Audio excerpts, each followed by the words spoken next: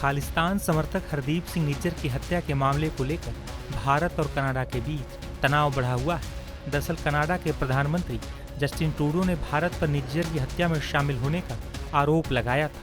हालांकि भारत ने कनाडाई प्रधानमंत्री के आरोपों को बेतुका बताते हुए इसे जस्टिन ट्रूडो का राजनीतिक हथकंडा करार दिया था। इस बीच कनाडा में भारतीय उच्चायुक्त संजय वर्मा ने भारत लौटने से पहले प्रधानमंत्री जस्टिन ट्रूडो पर कई आरोप लगाए हैं।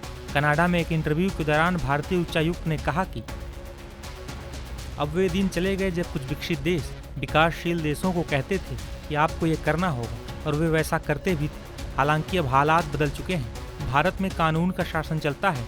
कनाडा खुद भी कानून का राज होने का दावा करता है, तो किसी तरह का आरोप लगाने से पहले हमें सबूत दें। प्रधानमंत्री ट्रूडो ने खुद माना है कि उनके पास कोई सबूत नहीं है, केवल खुफिया जानकारी थी। इसके साथ ही भारतीय उच्चायुक्त ने कनाडा की ट्रूडो सरकार पर कई गंभीर आरोप लगाए हैं। इस दौरान उन्होंने कहा कि कनाडा की धरती से कुछ लोग भारत के खिलाफ काम कर रहे हैं। अगर कनाडा के नेताओं को ऐसा लगता है कि हमें कुछ पता नहीं, तो वे गलत हैं, क्योंकि हमें पता है कि हमारे दुश्मन क्या कर रहे हैं।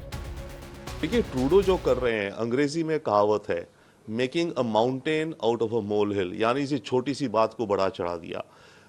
ट्रूडो ने निज्जर केस का माउंटेन बना दिया, जबकि वो मामला छोटा सा था। किलिंग हुई थी, ठीक है, इन्वेस्टिगेट होती। और ट्रूडो ने ये करा क्यों? इस छोटे से मामले को ऐसा बवाल क्यों बनाया? उसने इसलिए करा, अटेंशन डिस्ट्रैक्ट करने के लिए, भटकाने के लिए अपने देश के लोगों के विचारों को, क्योंकि उसके ऊपर स्कैंडल चल रहा है एक चाइना गेट, जिसमें है कि 2019 और 21 के इलेक्शंस में चाइना ने इन्फ्लुएंस किया कनाडा के इलेक्शंस को, ट्रूडो जीता और कैनेडियन इंटेलिजेंस उसको छुपा रही है बात को। उसको चलते ट्रूडो के ऊपर बहुत अक्यूजेशंस आ रही है, कमीशन बैठा हुआ है, तो मामला बहुत मुश्किल हो रहा है उसके लिए वहां पर।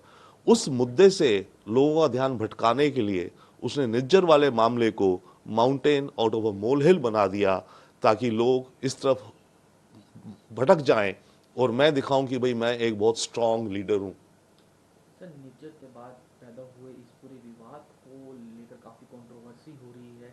इस बीच भारत और कनाडा के अंतर्राष्ट्रीय संबंधों पर क्या इसका असर पड़ता देख रहे हैं भविष्य में?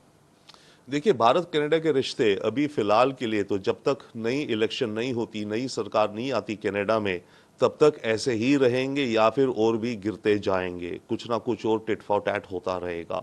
कनाडा में इलेक्शंस हैं अगले साल अक्टूबर तक हो जानी चाहिए, तो उससे पहले हो सकती हैं। और चांस ये भी है कि ट्रूडो हारेंगे। अगर ट्रूडो हारते हैं तो दूसरी जो कंजर्वेटिव पार्टी आएगी अगर, तो फिर डेफिनेटली नई सरकार नई मंशा से शुरुआत करेगी। परंतु याद रखें, जो कंजर्वेटिव पार्टी भी है वो भी काफ़ी हद तक खालिस्तानी सिंपैथाइजर्स द्वारा सपोर्टेड है।